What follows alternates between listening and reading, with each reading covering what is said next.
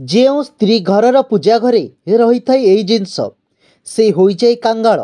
ନିଶ୍ଚୟ ମାନନ୍ତୁ, ଯଦି ଆପଣ ଘରେ ସୁଖ ସମୃଦ୍ଧି ବୃଦ୍ଧି କରିବାକୁ ଚାହୁଁଛନ୍ତି ତେବେ ଘରର ପୂଜା ଘରେ କିଛି ଜିନିଷ ରଖିବାଠାରୁ ଦୂରେଇ ରଖିବା ଉଚିତ। ଏହି ବିଷୟରେ ସ୍ୱୟଂ ଭଗବାନ ଶ୍ରୀକୃଷ୍ଣ କହିଛନ୍ତି।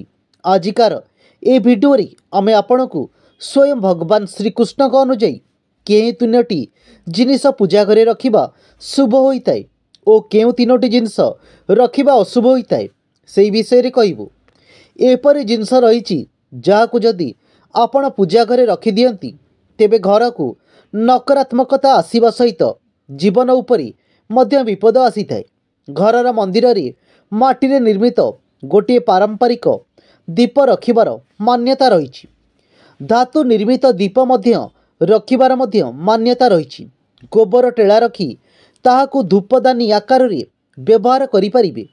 ଘରର ମନ୍ଦିରରେ ସ୍ୱସ୍ତିକ ଚିହ୍ନ ବନାଇ ତାହା ଉପରେ କଳସ ସ୍ଥାପନ କଲେ ଘରକୁ ସୁଖ ସମୃଦ୍ଧି ଆସିଥାଏ। ଘରର ମନ୍ଦିରରେ ସ୍ୱସ୍ତିକ ଚିହ୍ନ ରହିବା ନିତାନ୍ତ ଜରୁରୀ ଅଟେ, ଯାହାକି ଶକ୍ତି, ସୌଭାଗ୍ୟ ଏବଂ ଶୁଭତାର ପ୍ରତୀକ ଅଟେ। ଘରର ପୂଜା ଘରେ ଘଣ୍ଟି ରହିଲେ ଘରର ପରିବେଶ ଏବଂ ବାତାବରଣ ଶୁଦ୍ଧ ରହିବା ସହିତ ଘରକୁ ସୁଖ ସମୃଦ୍ଧି ଆସିଥାଏ। ସମୁଦ୍ର ମନ୍ଥନ ସମୟରେ 14 ରତ୍ନ ମଧ୍ୟରୁ ଶଙ୍ଖର ମଧ୍ୟ ଉତ୍ପତ୍ତି ହୋଇଥିଲା। ତେଣୁ ପୂଜା ଘରେ ଶଙ୍ଖ ନିଶ୍ଚୟ ରଖନ୍ତୁ। ଶଙ୍ଖ ଧ୍ୱନି ଦ୍ୱାରା ପରିବେଶ ସକାରାତ୍ମକ ହୋଇଥାଏ। କିଛି ଏଭଳି ମଧ୍ୟ ଜିନିଷ ଅଛି ଯାହାକୁ ପୂଜା ଘରେ ଆଦୌ ରଖିବା ଉଚିତ ନୁହେଁ।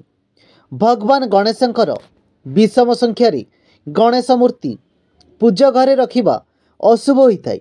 ତେଣୁ ଆପଣ କେବଳ 2ଟି ଗଣେଶ ମୂର୍ତ୍ତି ରଖିପାରିବେ।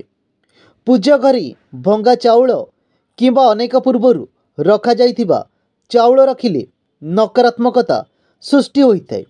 ଏହା ବ୍ୟତୀତ ପୂଜା ଘରେ ଚାଉଳ ରଖୁଥିଲେ ସେଥିରେ ହଳଦୀ ମିଶାଇ ରଖିଲେ ତାହା ଅଧିକ ଶୁଭ ଏବଂ ଫଳପ୍ରଦ ହୋଇଥାଏ। ଘରର ଦ୍ୱାରରେ ଗଣେଶଙ୍କ ମୂର୍ତ୍ତି ଲଗାଉଥିଲେ ତାଙ୍କ ମୁହଁକୁ ଘର ଭିତର ଦିଗକୁ ରଖନ୍ତୁ। ପୂଜା ଘରେ ଦେବାଦେବୀଙ୍କ ବ୍ୟତୀତ ଅନ୍ୟ କାହାରି ଫଟୋ ଯେମିତିକି ପୂର୍ବପୁରୁଷ କିମ୍ବା କୌଣସି ସାଧୁଙ୍କ ଫଟୋ ରଖନ୍ତୁ ନାହିଁ।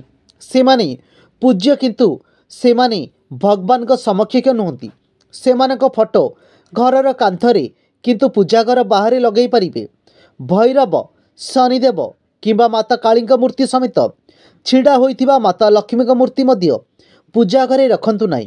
ଘରର ପୂଜା ଘରେ ତମ୍ବାରେ ଏକ ଛୋଟ ପାତ୍ରରେ ଗଙ୍ଗା ଜଳ ରଖିଲେ ପୂଜା ଘରର ଶୁଦ୍ଧତା ବଜାୟ ରହିଥାଏ। ପୂଜା ଘରେ କଳସ ସ୍ଥାପନ ପାଇଁ ତମ୍ବା ପାତ୍ରରେ ଜଳ ଭରି ରଖିଲେ ତାହାର ଅତ୍ୟନ୍ତ ଶୁଭ ଫଳପ୍ରାପ୍ତ ହୋଇଥାଏ।